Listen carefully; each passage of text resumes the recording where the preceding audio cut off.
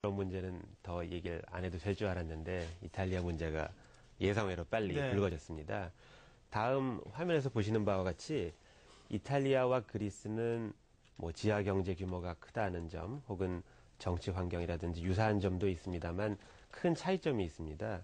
그리스는 상환 능력의 문제였던 반면에 이탈리아는 보다 신뢰 문제에 더 가깝다는 거죠. 실제로 이탈리아의 GDP 대비 재정 적자 규모는 그다지 큰 수준은 아닙니다. 그리고 정부 부채 규모도 이탈리아 전체 가계 자산의 23% 정도밖에 되지 않기 때문에 한 가지 다행인 것은 이탈리아의 경우는 신속하게 강력한 조치를 취하기만 하면은 해결이 될 수도 있다는 거죠. 네. 신뢰의 문제다. 신뢰라고 하는 게 그럼 어디서 그럼 신뢰가 좀 손상이 된 겁니까? 지금 정치적인 문제입니까? 뭐, 미온적인 태도입니까? 사실은 그 처음에 그리스 네. 사태 발생했을 때부터 신속한 조치를 취하지 않았기 때문인 것으로 보입니다. 네. 이러한 문제는 보통 그 초기에 해결을 하지 않으면 그 상황이 괜찮은 나라나 하더라도 그 한번 시장에서 나쁘다고 인식이 되면 그것 때문에 나빠지는 경우가 많기 때문인 것이죠. 네. 그래서 실제로 이러한 그 유럽 문제가 궁극적으로 해결이 되려면은 그 이태리라든지 그 그리스 같은 나라의 경쟁력이 회복이 돼야 되는데 저는 그 이제 많은 분들이 왜 이런 나라의 경쟁력이 약화됐는지 그 이야기들을 하는데 혹은 뭐 그 게으른 국민성이라든지 뭐 과다 복지라든지 다 틀린 말은 아닌데 저는 가장 큰 원인은 환율이라고 생각을 합니다. 예를 들어서 우리나라의 경우를 생각해 보면 이해하기가 쉬울 텐데요. 그 2008년 금융위기 이후에 우리나라 환율이 달러 대비 800원 선이었다고 가정을 해보면 아마 오늘날 우리나라 경제는 이렇게 튼튼하지 못했을 것입니다. 그 다음 표는 과거 10년간 전 세계 무역 적자 규모 그 1등부터 10등까지를 나타내는 화면입니다. 2001년부터. 그 다음 화면에 나와 있는데 여기서 붉은색으로 표시된 나라는 요즘 문제가 되고 있는 나라들이죠. 스페인, 이탈리아, 그리스, 포르투갈. 아마 화면을 가득 채우고 있는 것을 보실 수 있을 것입니다.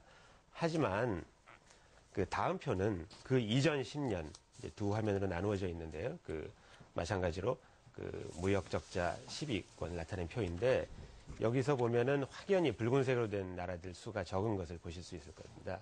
근데 여기서 재미있는 것은 화면에는 잘 안 보이는데 90년도에는 독일이 거의 매해 무역 적자 상위에 랭크되어 있다는 것을 보실 수가 있는 거죠.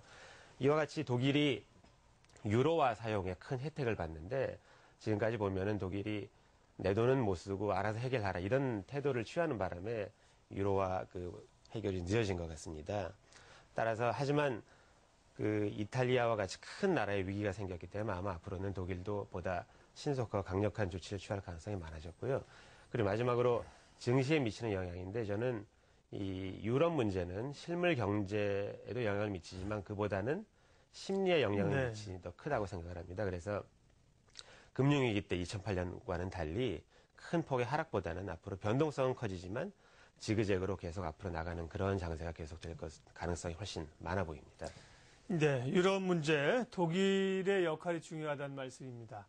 이 환율이 자연스럽게 조정되면서 이 무역 적자가 해소돼야 되는데, 이 환율을 이제 단일 통화를 쓰니까 뭐 환율이라는 게 개별 국가의 환율이라는 게 조정이 불가능하죠. 예. 그리고 이제 또 재정 정책도 또 묶여 있고, 근데 그런 그 단일 통화를 사용하는 문제는 유로존이 깨지지 않는 이상, 구조 변화가 되지 않는 이상 어려운 것이고, 독일도 나서주기를 기대를 하겠지만 독일이 섣불리 나서서 이렇게 자기들이 희생을 해가면서 이런 문제를 해결할 수 있겠느냐 조금 의문도 드는데요. 그래서 이제 지금은 주저하지만 네. 독일은 어떤 선택을 하더라도 피해를 볼 수밖에 없는 구조입니다. 하지만 유로화가 붕괴되는 것이 훨씬 더 커다란 타격이기 때문에 아마 네. 궁극적으로는 그 유로화를 붕괴시키지 않는 선에서 아마 갈 가능성이 높아 보이죠. 예. 저도 어제 간밤에 계속 고민을 해봤습니다. 자, 이탈리아가 갈 것인가? 이탈리아가 어떻게 될 것인가? 근데 유로존에서 그럼 이탈리아를 버리겠느냐? 그렇게 생각하면 또 쉽지 않은 문제라는 거죠. 그런 점에서는 또 위기가 극한으로 치닫지는 않을 것이라는 기대감도 조금은 가져봤습니다. 자, 어쨌든 간에 뭐 시장의 변동성은 커졌습니다. 어제 옵션 만기일에다가 또 공매도 해제 조치가 규제가 완화되고 그리고 또 이탈리아 사태까지 주가가 급등락인데요. 어떻게 대처해야 돼요? 아마 제가 다음 표는 제가 과거 10년 동안 우리나라 코스피 지수의 연간 수익률을 기록한 표입니다. 두 화면에 걸쳐 나타나 있는데 보시면은 2000년도 IT 버블 때 하고 2008년 금융위기 때 거의 주가 반토막 났었죠. 그 두 해를 제외하면 거의 주식이 하락한 해가 없었습니다. 그러다 보니까 이제 많은 투자가분들이 큰 위기만 아니면 이런 상황은 예외로 생각을 하고 아, 주식은 항상 올라가야 되는구나 하는 생각에 빠져 있지 않나 생각을 해보는데 지난 8월부터 늘어난 변동성이 어떻게 보면 주식시장의 본래의 모습인 것 같기도 하고요. 이러한 현상은 앞으로도 지속될 것으로 보입니다. 근데 그러면 변동성이 뭐냐 하는 거죠. 변동성은 위험이라고 많이 생각을 하는데 저는 변동성이 보는 시각에 따라서 위험일 수도 있고 아닐 수 있다고 생각을 합니다. 다음 가상의 그래프를 보시면은 그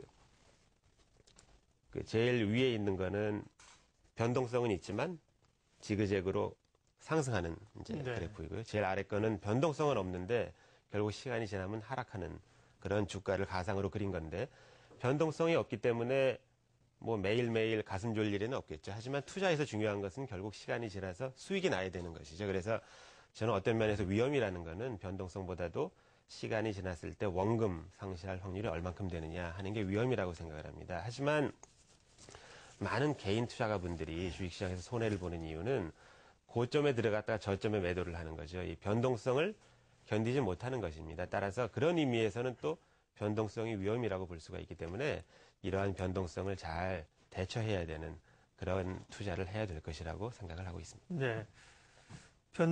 변동성을 잘 이해하고 대처하자. 근데 그럼 구체적으로 어떻게 해야 되는 건지 해결책을 좀 제시를 해 주셔야죠. 예, 물론 가장 쉽게 생각할 수 있는 것은 그냥 견디는 거죠. 근데 그러려면은 자기가 선택한 종목이나 주식에 대한 확신이 있어야 되고 또 실제로 올라가야 되고 그리고 또 강심장이 있어야 되는데 이제 말은 쉬운데 그렇게 되기는 어려운 거죠. 그리고 두 번째 방법은 이제 불안하니까 이 보유 기간을 줄이는 것도 한 방법인데 이것도 말은 쉬운데 사실은 어렵습니다. 언제 들어가고 언제 나와야 하는 문제가 여전히 남아 있는 것이죠.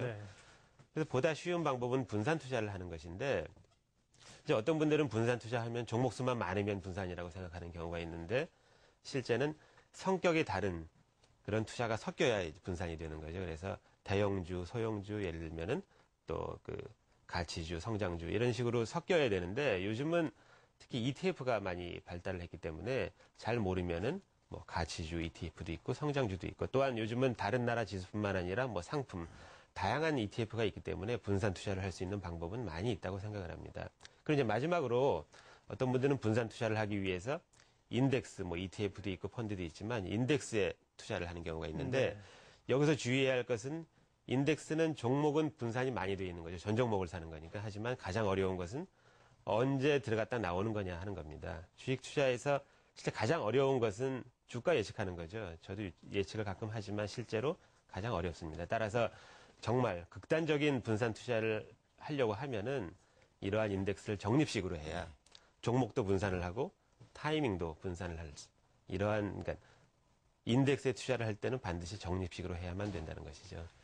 네, 이제 위험에 대한 인식을 어떻게 가져갈 것이냐 하는 문제 좋은 지적을 해주셨고요. 또 위험을 어느 정도 위험과 이렇게 친해지지 않으면 수익이 없는 거죠. 사실 주식시장에서 이 오랜 그 연구 결과들을 보면 저는 참 인상 깊었던 게 주식을 보유하고 있는 기간 동안에 실제로 주가가 급등하는 기간은 굉장히 짧은 기간이라는 겁니다. 그러니까 그 시기를 놓치면 가지고 있어봐야 수익을 못 낸다는 거죠. 그래서 결국은 주식을 가지고 있어야 되는데 어떻게 리스크를 줄이면서 가져갈 것이냐. 예. 용환석 대표님이 이제 어려운 변동성 시장에서 어떻게 대응을 해야 될지 오늘도 금요일이었는데요. 좋은 시각, 단초를 좀 주셨습니다. 오늘 좀 나아지겠죠. 어제 워낙 급변동 장세였는데요. 주말 잘 쉬시고 다음 주 뵙겠습니다. 용환석 대표님 인사드리겠습니다. 고맙습니다. 예, 고맙습니다.